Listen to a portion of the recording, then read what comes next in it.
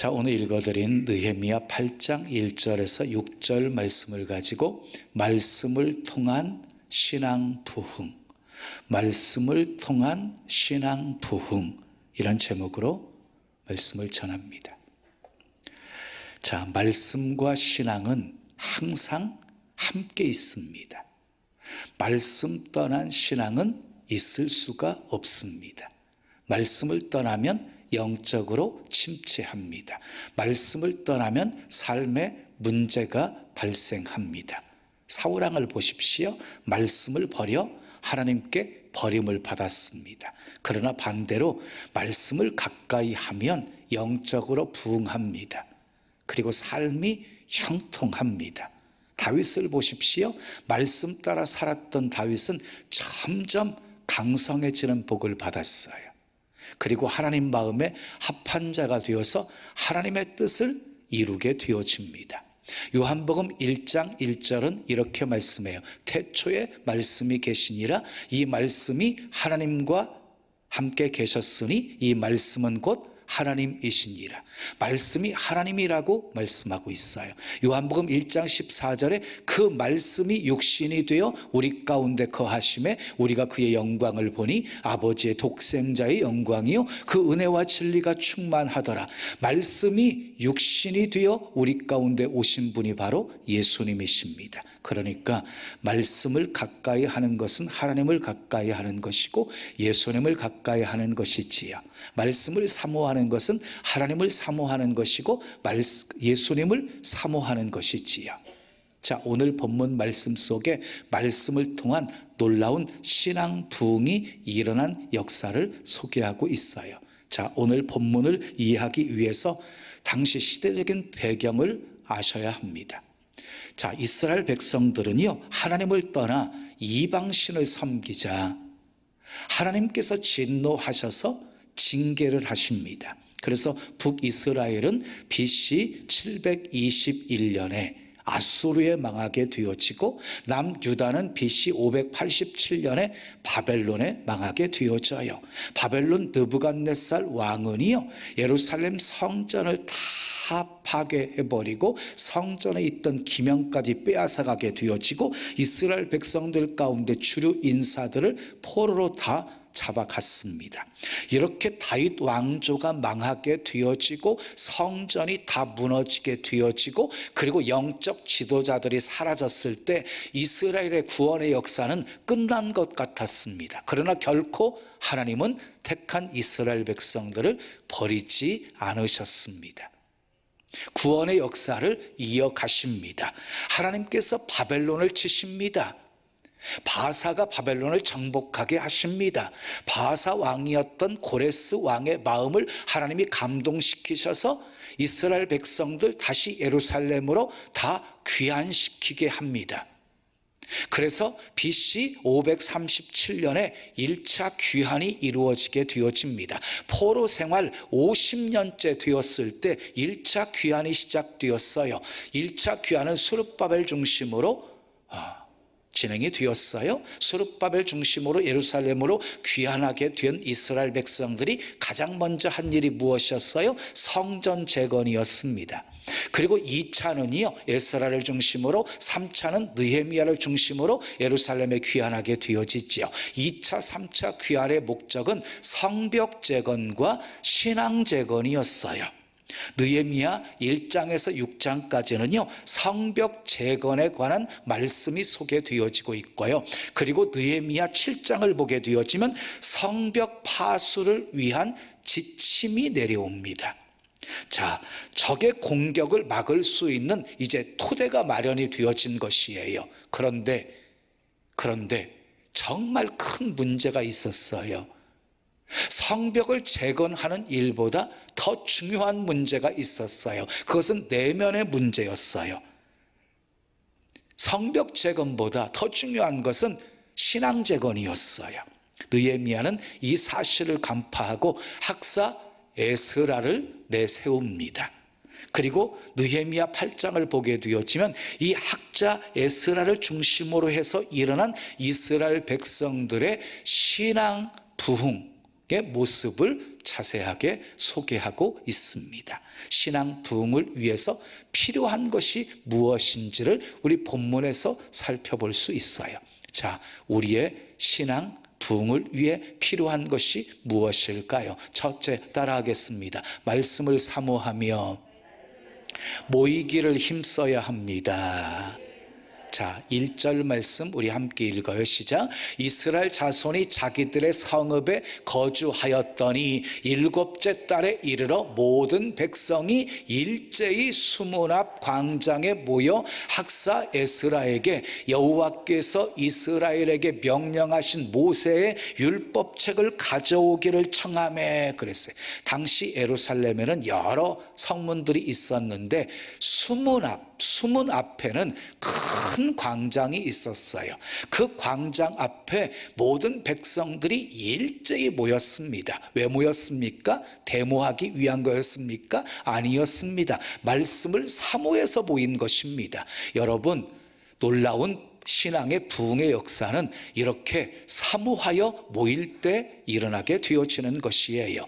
마가 다락방 오순절 성령 강림의 역사도 120명이 모여서 열흘 동안 저녁 기도하기를 힘쓸 때 불의 혀같이 갈라지는 성령이 각 사람에게 임하게 되어졌던 거지요. 사도행전 10장에 보게 되어지면 가이사라 오순절 사건이라고 불리우는 사건이 있어요.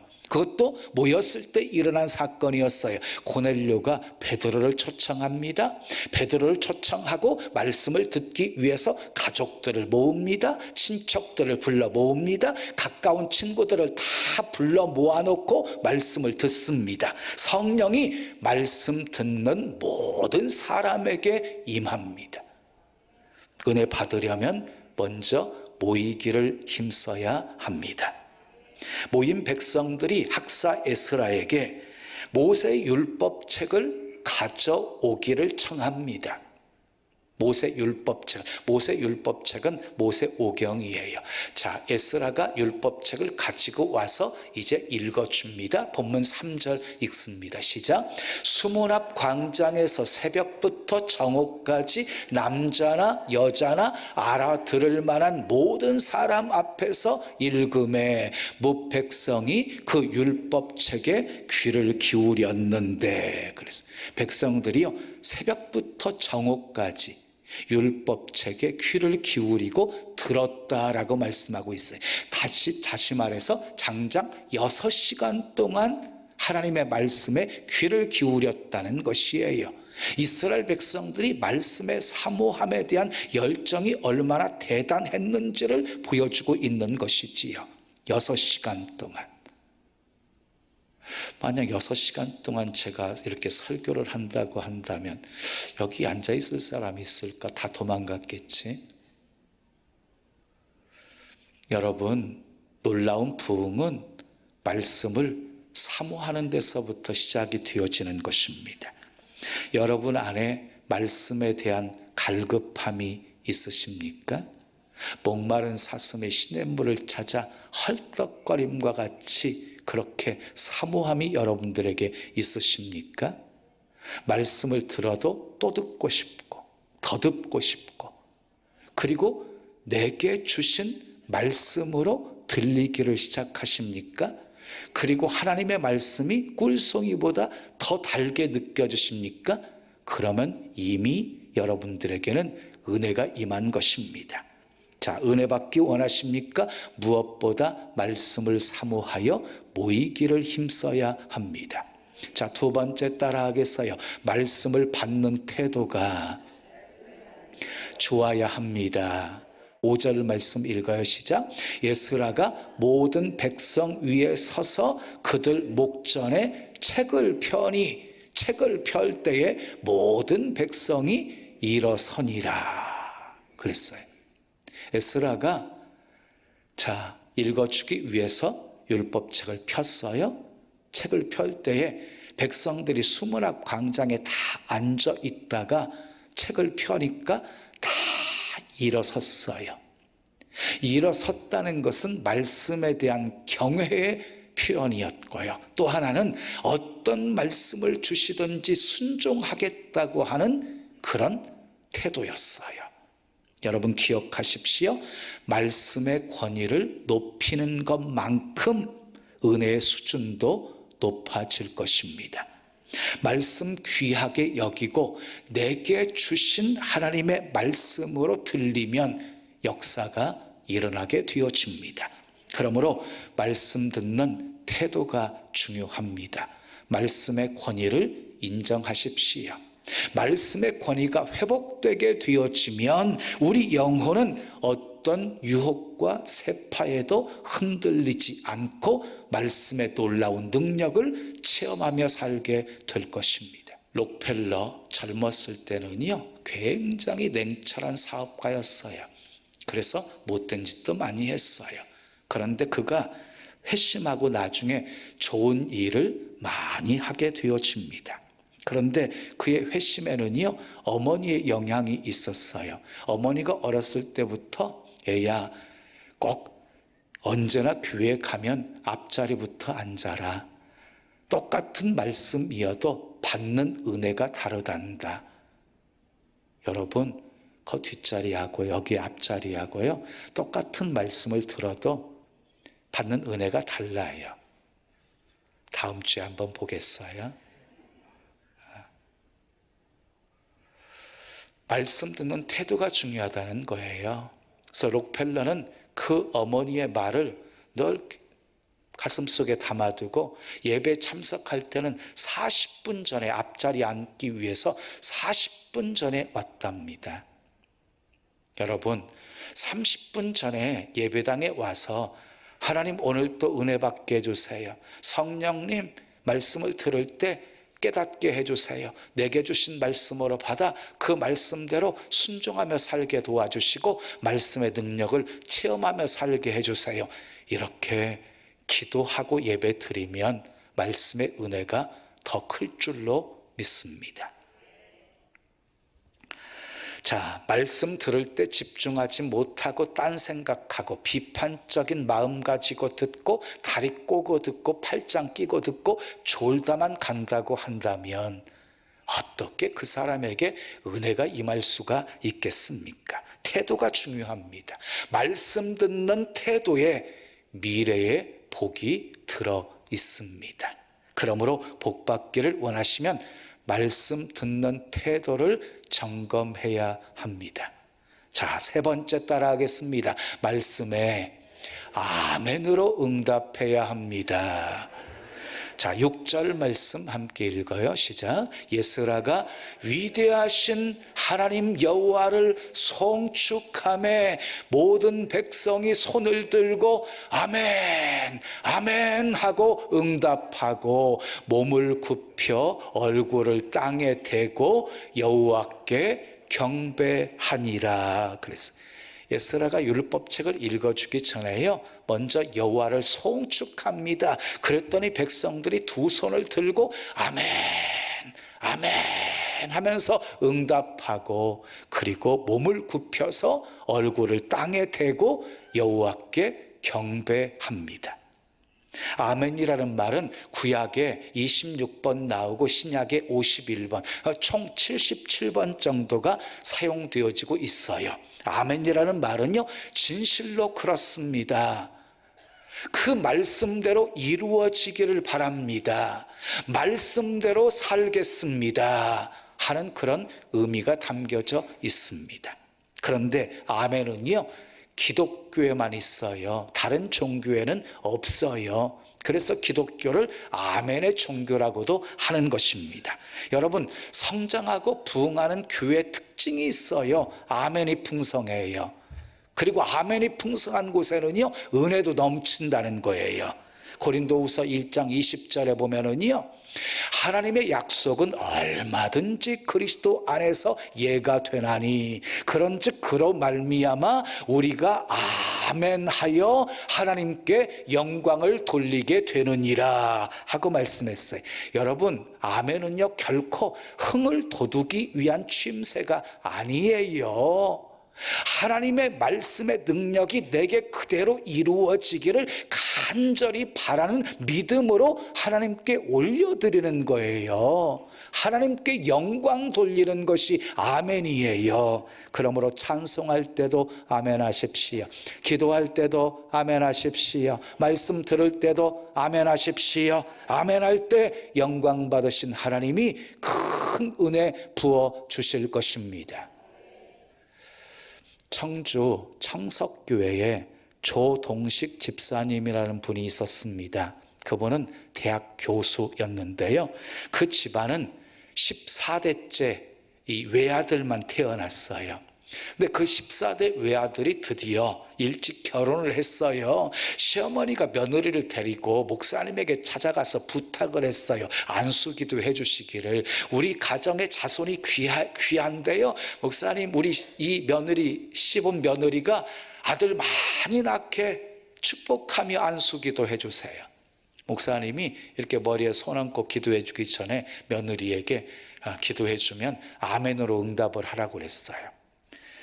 주여, 아들 많이 낳게 해주시옵소서. 이렇게 축복기도 하는데도 불구하고 이 며느리가 부끄러운지 아멘을 하지 못하는 거예요. 그래서 목사님이 다시 아멘 하라고, 아멘할 것을 다시 권고하고 기도해 주는데 또 아멘을 안 하는 거예요. 그러니까 옆에서 지켜보고 있던 이 시어머니가 안달이 나가지고 자기가 아멘, 아멘 했어요. 근데 이게 웬일입니까? 그 시어머니가 임신을 한 거예요. 그리고 아들을 낳았어요. 그때 낳은 아들이 조동식 집사였습니다. 그때 어머니 나이가 44살이었습니다. 아멘 하면 역사가 일어납니다. 아멘. 우리 교회에서도 수많은 기적들이 많잖아요. 내년 이맘때 아들 낳을 것입니다. 그때 아멘, 낳았어요. 부부가 자식을 두 사람도 낳을 수 없는, 남편이 무정자증인데도 불구하고 하나님이 감동 주셔서 축복기도 해주면서 하나님이 이 가정에 자녀 주시겠네요. 곧 잉태 소식이 있을 거예요. 아들이라고 하시네요. 선포했더니 잉태하고 아들 낳았어요. 물론 다 아멘으로 반응들 했지요. 아멘하면 역사가 일어나는 거예요. 자, 제가 여러분들에게 세 가지 말씀드렸어요. 이스라엘 백성들의 놀라운 신앙의 부흥에는 정말 필요한 것이 무엇인지 세 가지 살폈어요. 이스라엘 백성들은 말씀을 사모하여 모이기를 힘썼습니다. 말씀 받는 태도가 좋았습니다. 말씀에 아멘으로 응답했습니다. 그 결과가 어떠했습니까? 첫째, 따라하겠습니다. 말씀을 듣고 울었습니다. 본문 8절 9절 말씀 읽어요. 하나님의 율법책을 낭독하고 그 뜻을 해석하여 백성에게 그 낭독하는 것을 다 깨닫게 하니 백성이 율법의 말씀을 듣고 다 우는지라. 백성들이 말씀을 듣고 깨달아지니까 놀라운 회개 역사가 그들 가운데 일어나게 되었다는 것이에요. 두 번째, 따라하겠습니다. 말씀을 듣고 크게 기뻐합니다. 자, 12절에 보면은요, 크게 즐거워하나니라고 말씀했고 17절에 크게 기뻐하며 라고 말씀했어요. 말씀을 듣다가 깨달아지니까 크게 즐거워하고 크게 기뻐하게 된 것입니다. 자, 세 번째 따라하세요. 세 번째, 말씀을 듣고 순종합니다. 네, 말씀을 듣고 순종해요. 그 말씀대로 살기로 결단해요. 그래서 이스라엘 백성들의 삶에는 변화가 찾아오게 되어져요.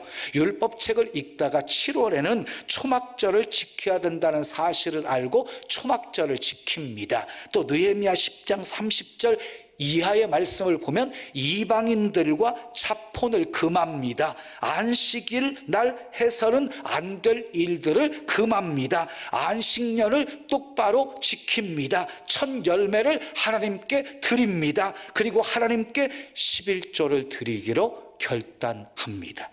말씀으로 일어난 부흥이었습니다. 우리 신앙생활에 변화가 없는 이유가 무엇일까요? 말씀을 들어도 그 말씀대로 순종하지 않기 때문이에요. 세상에 교회가 얼마나 많아요. 세상에 성도들이 얼마나 많아요. 그런데 세상이 변화되지 않는 이유가 무엇이에요? 세상이 달라지지 않는 이유가 무엇이에요? 우리가 말씀대로 살지 않기 때문입니다. 말씀대로 사는 한 사람은요, 큰 힘을 발휘합니다. 말씀대로 사는 그 한 사람이 가정을 바꿉니다. 교회를 바꿉니다. 세상을 바꿉니다. 그런 의미에서 가장 큰 성공은 무엇입니까?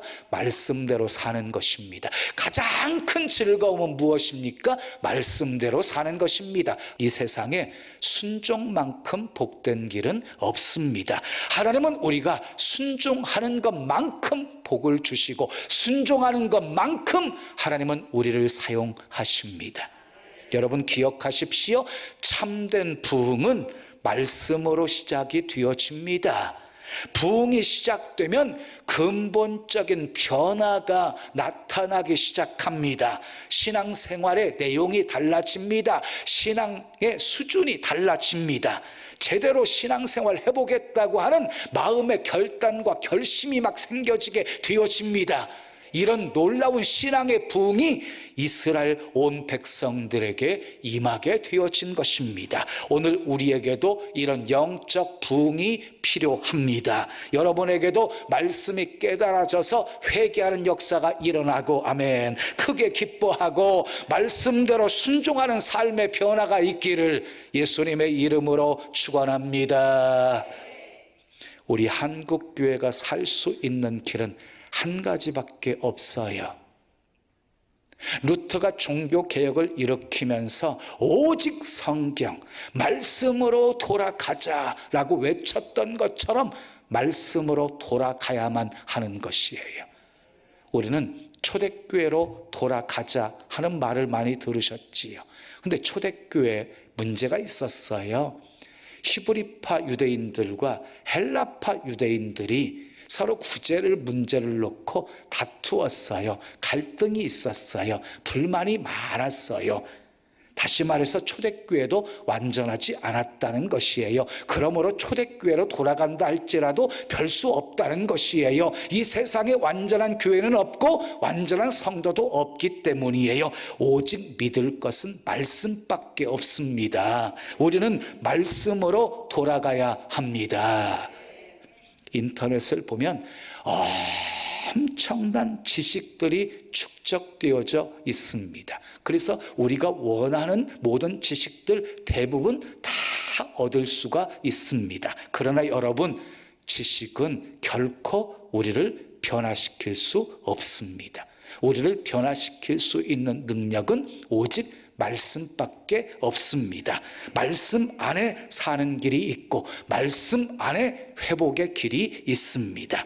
말씀 따라 살면 신기하게도 문제가 풀립니다. 인간관계가 풀립니다. 그러므로 이제 작은 일을 해도 하나님 말씀보다 앞서지 마십시오. 작은 구멍가게를 운영해도 말씀 중심으로 운영하십시오. 사람이 떡으로만 사는 것이 아니라 하나님의 입에서 나오는 말씀으로 사는 것입니다. 말씀 없이 잘 사는 길 없습니다. 말씀 없이 성공도 없고 성숙도 없습니다.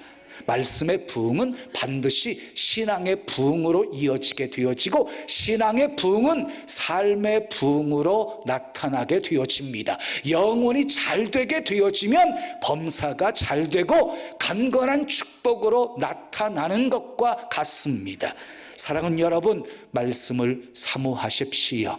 모이기를 힘쓰십시오. 말씀 받는 태도를 바르게 하십시오. 말씀에 아멘으로 응답하십시오. 그래서 말씀을 통한 깨달음으로 회개하시고 크게 기뻐하시고 말씀에 순종하셔서 신앙의 부흥과 함께 삶의 놀라운 부흥을 경험하며 사시기를 예수님의 이름으로 축원합니다. 지금은 선교 헌금 시간입니다. 이 예배를 통해 삶 가운데 은혜와 회복이 충만하시길 간절히 기도합니다.